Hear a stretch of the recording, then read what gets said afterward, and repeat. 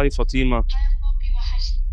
وانت ممكن كمان. تبعت لي فلوس على الرقم ده اللي انا هبعته لك؟ رقم ايه؟ في رقم انا هبعته لك بس عايزاك تحول لي فلوس عليه. طيب انت فين دلوقتي؟ انا في نادي الصيد مع في صحابي. نادي الصيد. اه. اوكي.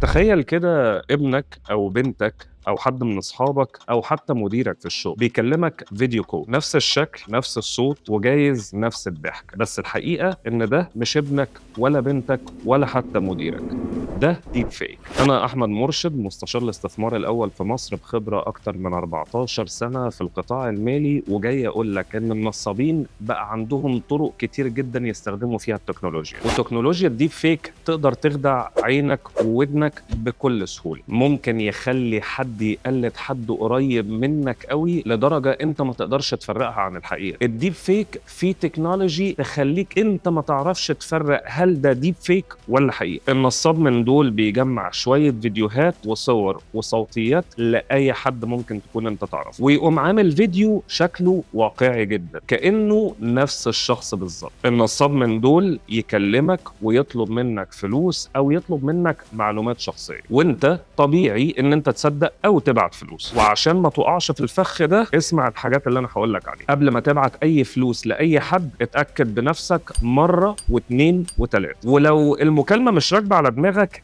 اسال سؤال محدد الشخص الفعلي هو اللي هيعرفه بس. وممكن كمان تعمل دبل تشيك وتتصل بيه تاني او تبعت له مسج على الواتساب وتخليه يرد بصوته عليك. النصب بالديب فيك ما بقاش حاجه من فيلم، ده بقى حاجه موجوده في الحقيقه. فانا بقى بقول لك خلي بالك على فلوسك وخلي بالك على بياناتك الشخصيه. الخلاصه ان انت لازم تفهم تكنولوجي عشان محدش ينصب عليك، ولو انت تعرف طريقه نصب باستخدام التكنولوجيا اكتبها لنا في التعليقات عشان كلنا نتعلم ونبقى واخدين بالنا. بس كده.